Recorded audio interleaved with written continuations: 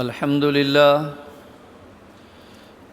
للہ وحدہ والصلاة والسلام علی من لا نبی بعدہ علی صاحب التاج والمعراج الذی اسمہ مکتوب فی الانجیل والتوراۃ اما بعد فاعوذ باللہ من الشیطان الرجیم بسم اللہ الرحمن الرحیم ربنا وابعث فیہم رسولا منہم یتلو علیہم آیاتک ویعلمہم الکتاب والحکمہ وَيُزَكِّيهِمْ إِنَّكَ أَنْتَ الْعَزِيزُ الْحَكِيمُ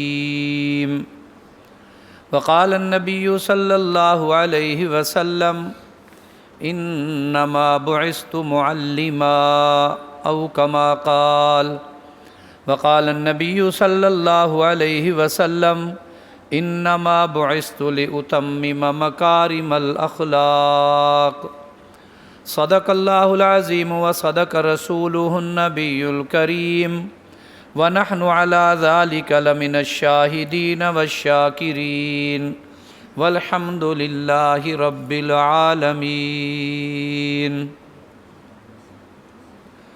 اللہم صلی علی محمد وعلی آل محمد کما صلیت علی ابراہیم وعلی آل ابراہیم انکا حمید مجید اللہم بارک علی محمد وعلی آل محمد کما بارکت علی ابراہیم وعلی آل ابراہیم انکا حمید مجید بسم اللہ الرحمن الرحیم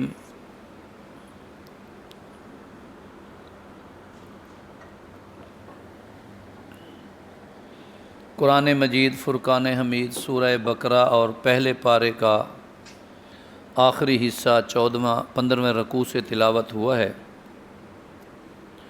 آیت نمبر 129 اور اس کے ساتھ جناب رسالت مآب صلی اللہ علیہ وآلہ وسلم کے فرمودات عالیہ میں سے 2 احادیث مبارکہ بھی تلاوت ہوئی ہیں۔ دعا فرمائیں اللہ تعالیٰ ان کی صحیح تشریح و تفسیر بیان کرنے کی توفیق عطا فرمائے۔ ربیع الاول کا ماہ مبارک ہے اور اس ماہ میں اس ماہ مبارک میں مختلف قسم کے پروگرام پورے شہر میں اور شاید پوری دنیا میں ہو رہے ہیں۔ عموماً عنوانات پر ایک عنوان جو اب کثرت سے نظر آ رہا ہے وہ سیرت النبی صلی اللہ علیہ وسلم، میلاد النبی صلی اللہ علیہ وسلم، مقصد میلاد النبی صلی اللہ علیہ وسلم۔ بہرحال عنوان جیسا بھی ہو اور جس کے نسبت میرے آقا کے ساتھ ہو وہ خیروں والا بھی ہوتا ہے، خوبیوں والا بھی ہوتا ہے۔ میلاد النبی اگر مقصد ہے تو اس میں صاحب جلسہ اور مہمان خطیب کو پابند ہونا چاہیے کہ وہ صرف ولادت کی باتیں سنائے، ولادت پر ہونے والے ارحاس بیان کرے، معجزات سنائے۔ اگر سیرت النبی کا جلسہ ہے تو وہ پابند ہونا چاہیے کہ میرے پیغمبر کی سیرت طیبہ کیسی تھی وہ سنائے۔ اگر مقصد میلاد نبی صلی اللہ علیہ وسلم کہ میرے نبی دنیا میں پیدا ہوئے کیوں، آپ کی تشریف آوری کا مقصد کیا تھا، تو پھر ان مقاصد کو بیان کیا جائے۔ تو آج میں نے جس آیت کریمہ کی تلاوت آپ کے سامنے کی ہے اس میں نبی علیہ السلام کی تشریف آوری کے جو مقاصد ہیں وہ بیان کیے گئے ہیں۔ دعا فرمائیں کہ اللہ تعالیٰ ان مقاصد کو سمجھنے کے ساتھ ساتھ ان پر عمل کی توفیق بھی عطا فرما دے۔ دنیا میں اصول ہے جتنے لوگ بھی پیدا ہوئے پہلے پیدا ہوتے ہیں پھر ان کے تذکرے ہوتے ہیں، فلاں کے ہاں بیٹا ہوا، فلاں کے ہاں بھانجا، فلاں کا بھتیجا، کسی کا نواسا، کسی کا پوتا، بچپن میں اتنا ذہین تھا، لڑکپن میں اتنا ذہین تھا، جوانی اتنی شاندار گزری، پھر کوئی کارنامے اس نے انجام دیے، پھر وہ کارناموں کا ذکر آتا ہے۔ قائد اعظم محمد علی جناح یہاں پڑھے، وہاں ڈگری حاصل کی، پھر وہ پاکستان بنانے میں یہ کردار ادا کیا۔ علامہ محمد اقبال رحمۃ اللہ علیہ اتنے سن کو پیدا ہوئے، وہاں بچپن گزرا، وہاں لڑکپن گزرا، تعلیم فلاں جگہ سے حاصل کی، خدمات فلاں ہیں۔ تو کائنات میں نے صرف نام بے شک 2 شخصیات کا لیا ہے اپنے وطن عزیز کے حوالے سے، لیکن کائنات میں جو بھی پیدا ہوتا ہے، پیدا پہلے ہوتا ہے، نکھار اور اس کی عظمت اور اس کی باتیں بعد میں ظاہر ہوتی ہیں۔ دنیا میں صرف ایک ہی ذات پاک ایسی ہے جو ابھی دنیا میں اس نظام کے تحت کہ ماں کے پیٹ سے پیدا ہوئے ہوں، ابھی وہ پیدا نہیں ہوئے، لیکن ان کی آمد کے اور برکات کے سلسلے اور تذکرے پہلے شروع ہو گئے ہیں، پہلے شروع ہو گئے ہیں۔ انسانوں کو ابھی وجود نہیں ملا، یہ عالم ارواح میں تھے، تو اس وقت بھی اگر کسی ذات پاک نے اللہ کا تعارف کرایا تو وہ جناب محمد الرسول اللہ صلی اللہ علیہ وآلہ وسلم تھے۔ عالم ارواح کی نشست برخاست ہوئی، پھر وہ روحیں، مقدس روحیں اکٹھی کی گئیں جو انبیاء علیہم الصلاۃ والتسلیم کی ارواح تھیں، جنہوں نے آگے چل کر نبی بننا تھا۔ تو انبیاء کے سامنے بھی ذکر ہوا، وَإِذْ أَخَذَ اللَّهُ مِيثَاقَ النَّبِيِّينَ لَمَا آتَيْتُكُم مِّن کتاب وحکمہ، کہ اللہ نے فرمایا میں تمہیں کتاب و حکمت دینے لگا ہوں۔ ثُمَّ جَاءَكُمْ رَسُولٌ، پھر ایک دن آئے گا کہ آپ کے پاس ایک رسول آئیں گے، تو تم میں سے کون ہے جو اس رسول کی مدد بھی کرے، اس پر ایمان بھی لے آئے؟ تو علماء مفسرین لکھتے ہیں کہ اس رسول سے مراد بھی میرے محمد عربی ہیں صلی اللہ علیہ وسلم۔ حضرت ابراہیم علیہ السلام کو کعبہ بیت اللہ میں بھیجا گیا۔ یہ 3 واقعات جو میں اب ذکر کر رہا ہوں، کچھ اور بھی یہ قرآن سے ہیں، اور اگر تاریخ کو دیکھا جائے تو پھر ایسے کئی اور واقعات ہیں، کیونکہ قرآن جتنی مستند کتاب ہے اس سے علاوہ اور کوئی ذریعہ مستند نہیں ہے۔ ایک قرآن مستند ہے اور ایک میرے نبی کی حدیث مبارکہ جو ہے وہ مستند ہے۔ تیسرے نمبر پر جو میں نے آیت تلاوت کی، حضرت ابراہیم علیہ السلام کو اللہ تعالیٰ نے ایک ایسے شہر کے آباد کرنے کا اور وہاں کعبے کی تعمیر کا حکم دیا جس کے متعلق خود قرآن کہتا ہے واد غیر ذی زرع، ایسی جگہ تھی جہاں پہلے کسی قسم کی کوئی زراعت تک بھی موجود نہیں تھی، خود رو بوٹیاں بھی نہیں تھیں۔ چلو باقاعدہ زراعت ہے، اس میں غلے ہیں، کھیت ہیں، باغات ہیں، وہ رہنے دیں، خود رو بوٹیاں بھی وہاں نہیں ہوتی تھیں۔ یعنی اتنا ماحول وہاں کا سخت تھا، ٹمپریچر ایسا تھا، پتھروں کی حیت ایسی تھی، مٹی کا وہاں فقدان تھا کہ نباتات وہاں نہیں تھیں۔ اللہ تعالیٰ نے وہاں کعبہ بیت اللہ کی تعمیر کا جب حکم دیا تو اس کعبہ کی تعمیر کے بعد حضرت ابراہیم علیہ السلام نے اللہ سے دعائیں کیں۔ ان دعاؤں میں سے ایک دعا یہ تھی کہ اللہ وہ جو نبی آنے ہیں جن کا تذکرہ عالم ارواح میں بھی تھا، جن کا تذکرہ میثاق نبیین میں بھی تھا، میں درخواست کرتا ہوں کہ وہ نبی میری نسل مبارک سے اسی شہر میں آ جائیں، بجائے اس کے کہ وہ کسی اور سلسلہ نسب سے آئیں۔ میری خواہش ہے وہ میرے سلسلہ نسب سے آ جائیں۔ تو دیکھ لیں اس دن سے بعد میں سارے نبی بنو اسرائیل میں سے آئے۔ حضرت ابراہیم کی دعا کی برکت سے جناب محمد عربی صلی اللہ علیہ وسلم بنو اسماعیل میں سے آئے۔ اللہ نے حضرت ابراہیم کی دعا کو بھی قبول فرما لیا۔ تو اسی طرح حضرت عیسیٰ علیہ السلام کو دیکھیں۔ حضرت عیسیٰ علیہ السلام نے، یہ بھی قرآن میں موجود ہے، وہ فرماتے ہیں کہ جب اس وقت کے زمانے کے لوگوں نے عیسیٰ علیہ السلام کی ولادت پر اعتراض کیا، اور ولادت پر اعتراض جو تھا وہ بھی بظاہر بنتا تھا کہ ایک ایسی خاتون سے بچہ جنم لے جس کی شادی نہ ہوئی ہو، تو بظاہر تو بنتا تھا، لیکن اللہ تعالیٰ نے حضرت عیسیٰ علیہ السلام کو فرمایا سب کو میں نے پیدا کیا ایک خاص نظام کے تحت، وہ میری مخلوق ہیں، ان کو پیدا کیا اپنے ایک لفظ کے تحت، یہ کلمۃ اللہ ہیں، ہم سارے عباد اللہ ہیں، اللہ کے بندے ہیں لیکن ایک نظام کے تحت پیدا ہوئے، والدین کی شادی ہوئی، صلب سے رحم میں، رحم سے دنیا میں، اور اس طرح یہ کائنات کھچا کھچ بھر گئی۔ لیکن جب باری آئی حضرت عیسیٰ علیہ السلام کی تو اللہ فرماتے ہیں بے کلمۃ اللہ، اللہ نے یہ جملہ فرما دیا کہ عیسیٰ علیہ السلام ہو جائے۔ جناب جبریل امین نے پھونک مار دی اور حضرت عیسیٰ علیہ السلام دنیا میں تشریف لے آئے۔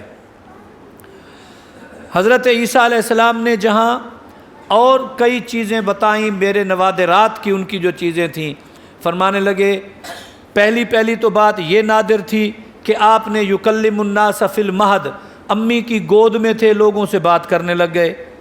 3-4 دن کے تھے ابھی، لوگوں نے جب بی بی مریم سے پوچھا کہ یہ بچہ کہاں سے آ گیا، تو بجائے اس کے کہ سیدہ مریم علیہ السلام کچھ فرماتی، اسی بچے نے حضرت عیسیٰ علیہ السلام نے بولنا شروع کر دیا، خبردار میری ماں کے متعلق کوئی بات نہ سوچنا، اللہ نے مجھے اپنے نظام قدرت سے پیدا فرما دیا ہے، میں رسول ہوں، میں نبی ہوں، بچپن میں بھی بات کر رہا ہوں، لڑکپن میں بھی کروں گا، آخری عمر تک کرتا رہوں گا، اور اللہ نے مجھے کئی نعمتیں، کئی معجزات عطا فرمائے ہیں۔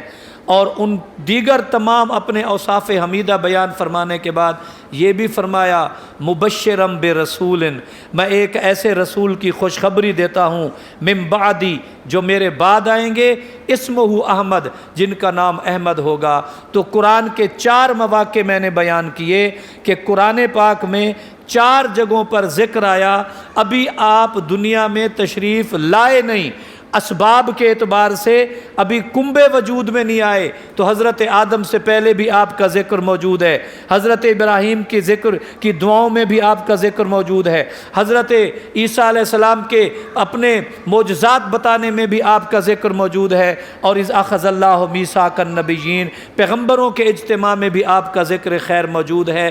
اسی لیے مجھے یہ کہنے کا حق ہے، دنیا میں جتنے آئے پہلے، تذکرے بعد میں، ایک ایسا آیا ابھی آیا نہیں، لیکن اللہ نے عزت و عظمت کے تذکرے پہلے کر دیے، وہ میرا پیارا محمد عربی ہے صلی اللہ علیہ وسلم۔ اللہ نے یہ شان عطا فرما دیں، سبحان اللہ سبحان اللہ۔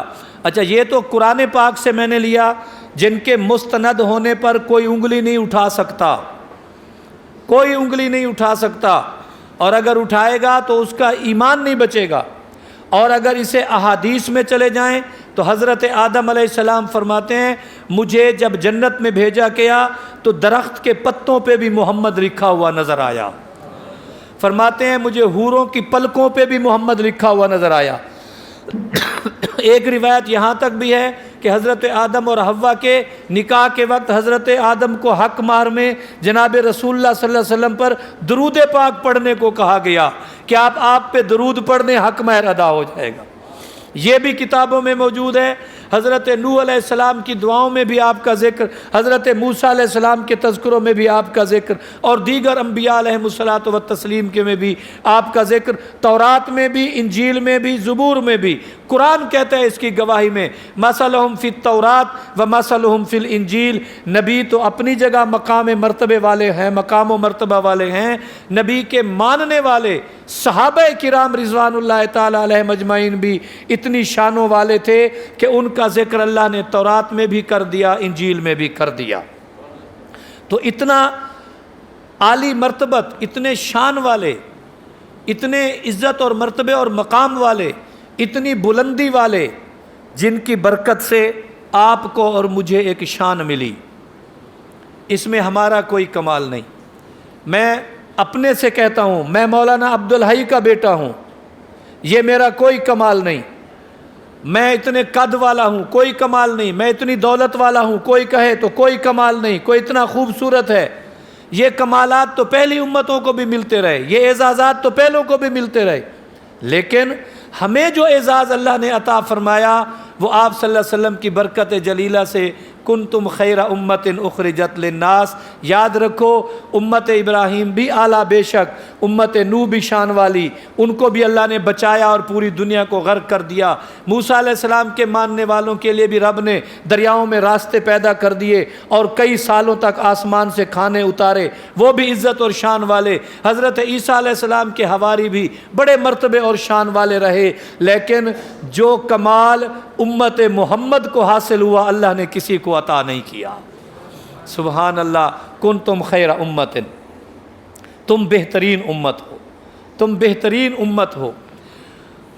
किसी भी नबी के ज़माने में जो लोग होते हैं वो उसी नबी की उम्मत कहलाते हैं, चाहे वो नबी का कलमा पढ़ें तब भी उसी नबी की उम्मत कहलाते हैं, चाहे उस नबी का कलमा ना पढ़ें तब भी नबी की उम्मत कहलाते हैं। कलमा पढ़ने वाले वो होते हैं, ये उम्मत इजाबत कहलाती है कि उधर नबी ने अपनी दावत दी, इन्होंने जवाबन दावत को कबूल किया, ये उम्मत इजाबत कहलाती है। और एक उम्मत दावत होती है कि अभी जिनको दावत देना बाकी है कि वो भी इस दीन को कबूल कर लें।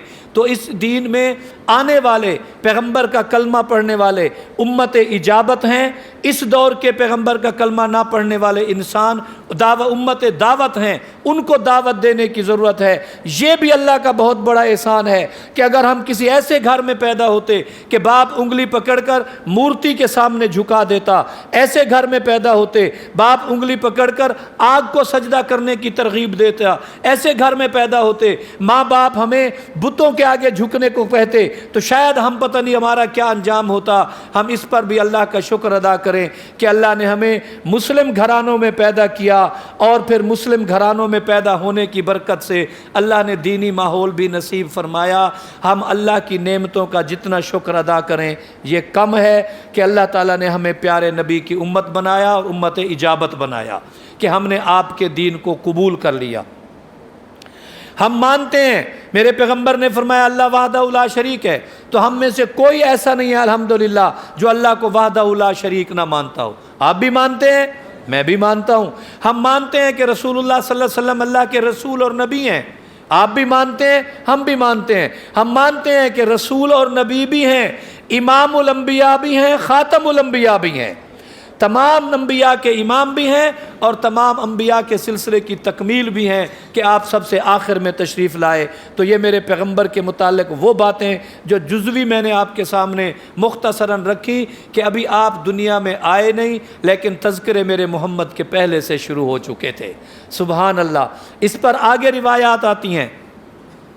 सैयदा आमना कहती हैं कि मैं जब गुज़रा करती थी तो बाज़ औक़ात मुझे आवाज़ें आती थी, ए उम्मे मोहम्मद मेरा सलाम कबूल फरमाएं, उम्मे मोहम्मद, ए मोहम्मद की माँ मेरा सलाम कबूल फरमाएं। तो हज़रत आमना फरमाती हैं मैं उधर उधर देखती, मुझे कोई ना लगता, मुझे तो पता ही ना चलता कि किसने बोला है, कौन मोहम्मद की अम्मा सल्लल्लाहु अलैहि वसल्लम।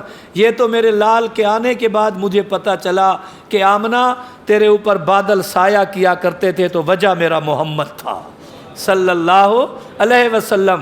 कांटे अगर चुभने की बजाय चूमते थे तो वजह मेरा मोहम्मद था सल्लल्लाहु अलैहि वसल्लम।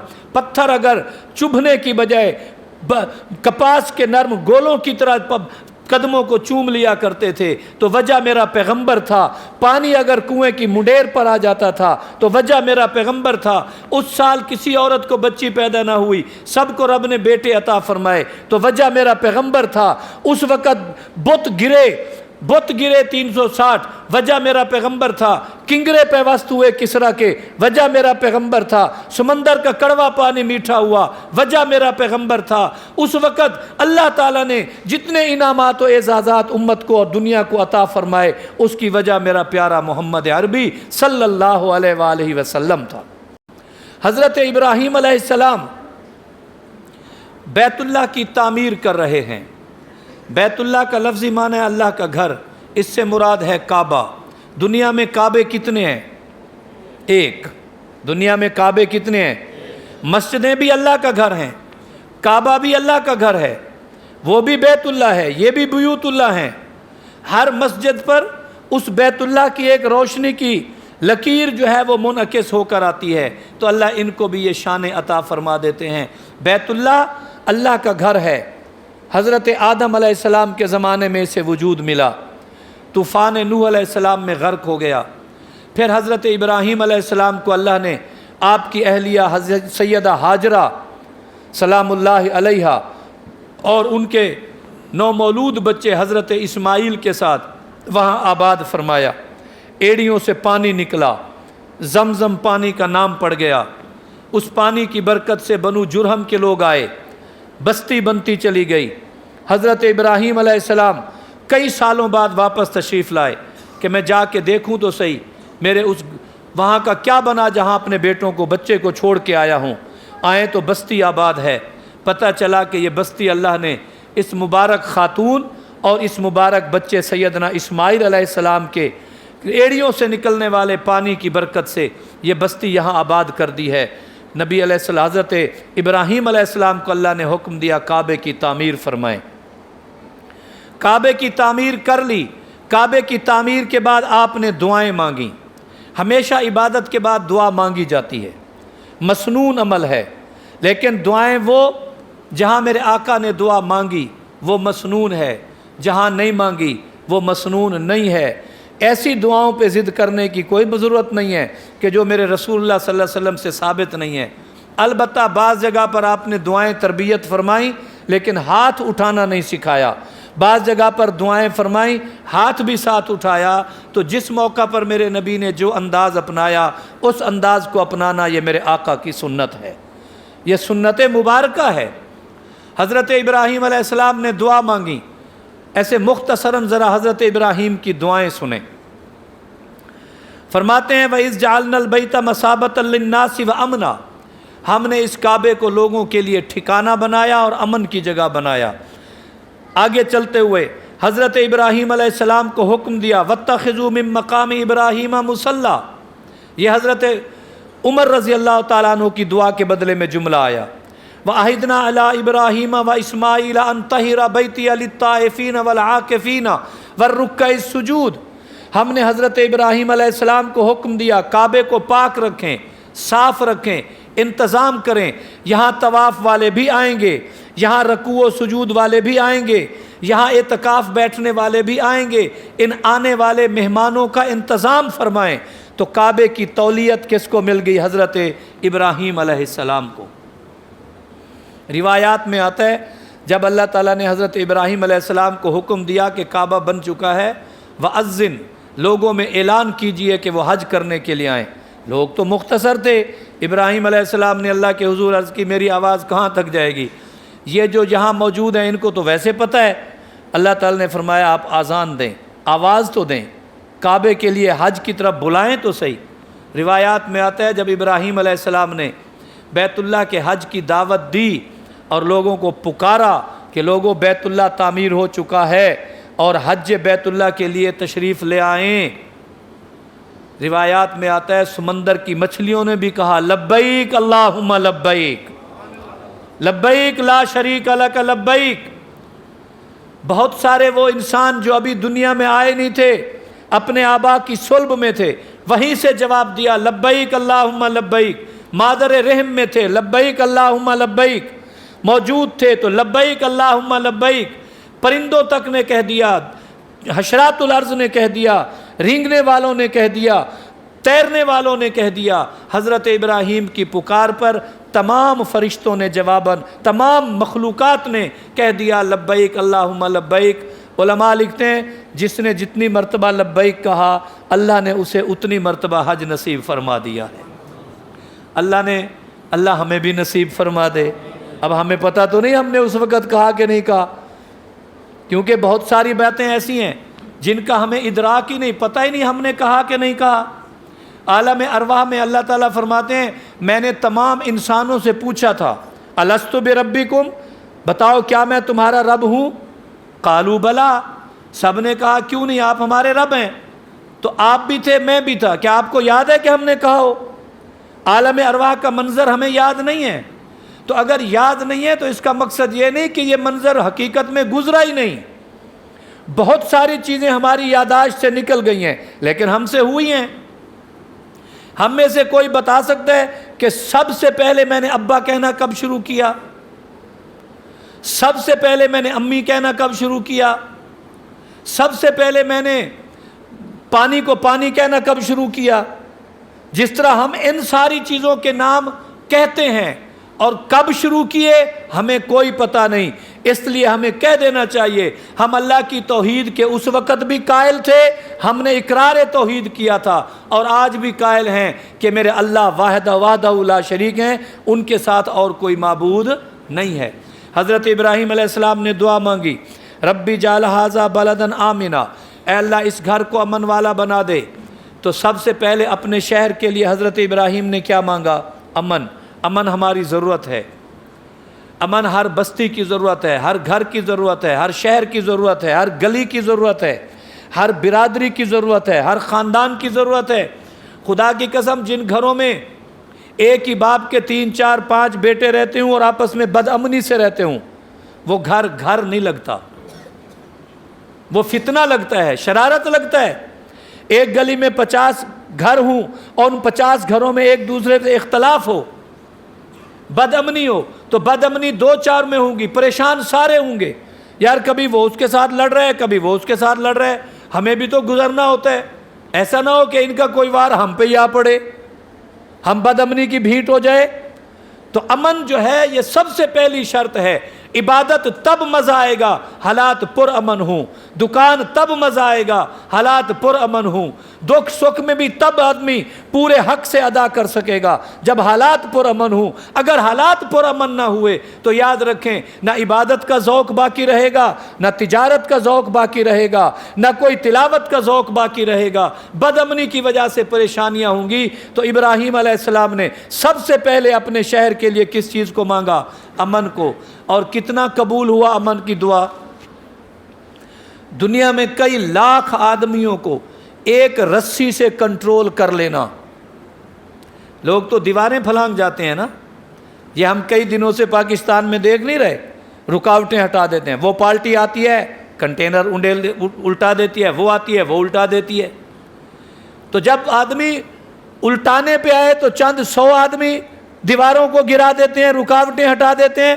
اور کعبے کا کتنا وقار دل میں اللہ نے بٹھایا، جو بھی کعبے جاتا ہے جب وہ انتظامی بنیاد پر ایک راستے سے دوسرے متبادل راستے میں بھیجنا چاہتے ہیں ایک رسی باندھ دیتے ہیں، سرخ رنگ کی ایک رسی باندھ دیتے ہیں، بابا حجاج اب ادھر سے نہیں جا سکتے، آپ گھوم کے جاؤ، کئی کلومیٹر گھوم کے چلے جاتے ہیں، رسی کو کوئی نہیں توڑتا۔ کعبے کے اس امن کو اللہ نے ابراہیم علیہ السلام کی دعا کی برکت سے قبول فرما لیا ہے۔ آج بھی امن وہاں ایسا ہی ہے، اتنا امن کہ تم اپنے سر کی جوں بھی نہیں مار سکتے احرام کی حالت میں، اتنا امن کہ ہمارا دشمن ہمارے سامنے بیٹھا ہے اور میں بدلہ لینے پر قادر ہوں، کسی کے باپ کا، بھائی کا، عزیز کا قاتل سامنے بیٹھے، آپ کچھ نہیں کہہ سکتے، یہ مقام امن ہے، یہ مقام امن ہے۔ شکار آپ کے سامنے بھاگتا ہوا حدود حرم میں داخل ہو گیا، آپ انتظار تو کریں یہ حرم سے باہر نکل آئے، لیکن آپ اس کو شکار نہیں کر سکتے، یہ مقام امن ہے۔ آپ کسی کی گری پڑی چیز نہیں اٹھا سکتے، یہ مقام امن ہے۔ آپ کسی کو دھکا نہیں دے سکتے، یہ مقام امن ہے۔ فمن فرض فیہن الحج فلا رفث ولا فسوق ولا جدال۔ جدال کا معنی اونچی آواز میں بھی نہیں بول سکتے، بھائی یہ میرا رومال ہے، اٹھو یہاں سے میں بیٹھتا ہوں۔ آپ یہ کیسے آدمی ہیں؟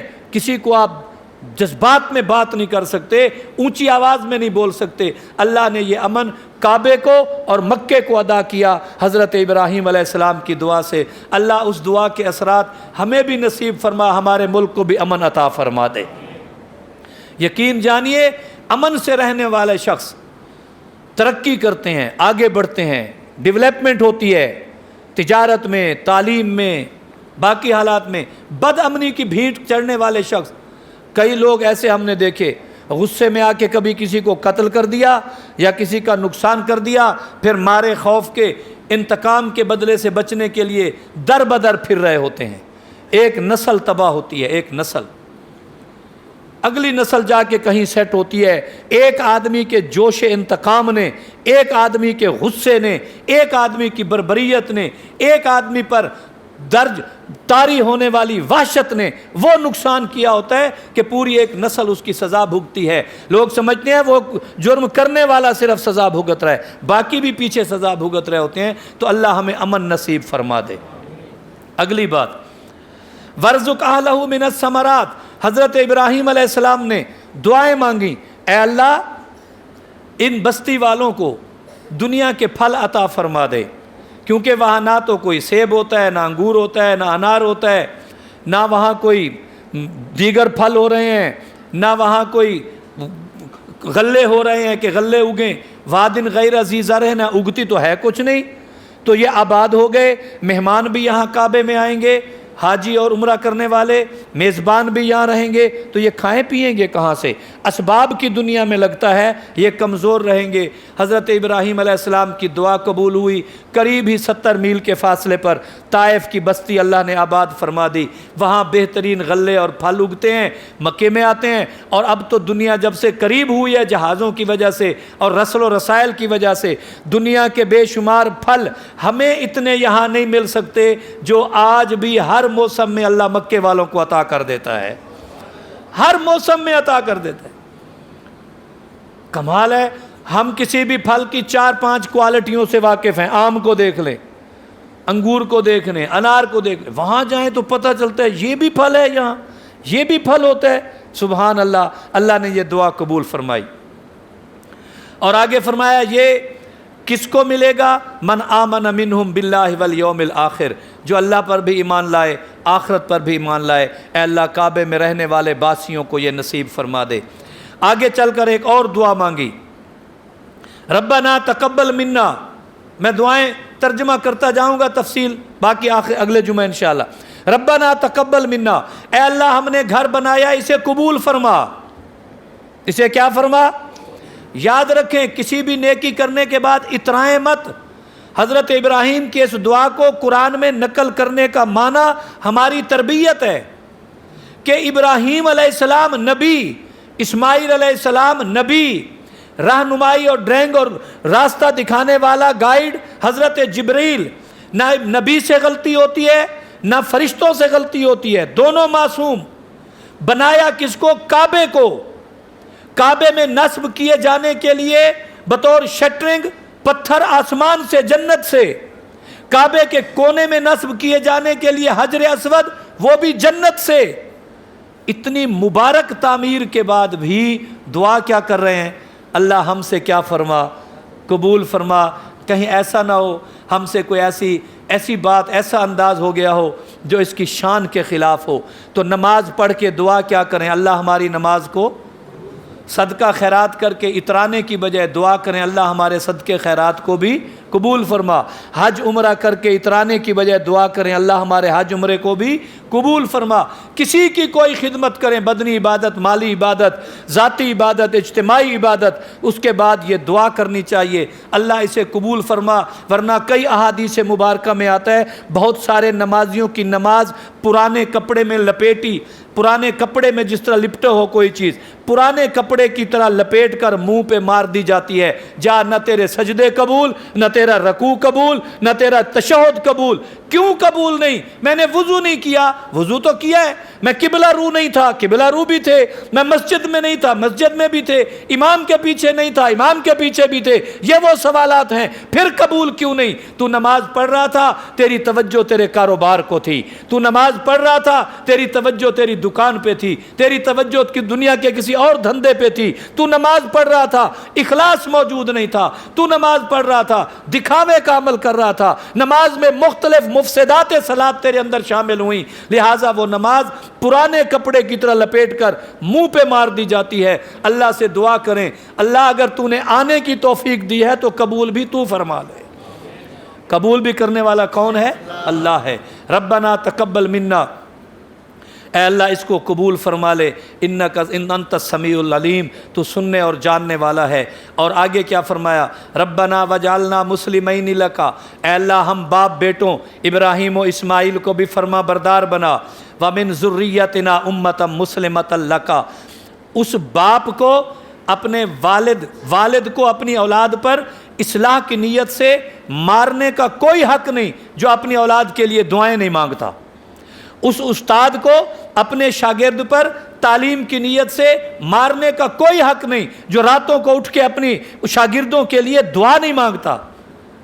تادیب کرے لیکن دعا پہلے کرے۔ حضرت ابراہیم علیہ السلام نے دعا مانگی، ربا ہمیں بھی فرما بردار بنا، میری اولاد کو بھی فرما بردار بنا۔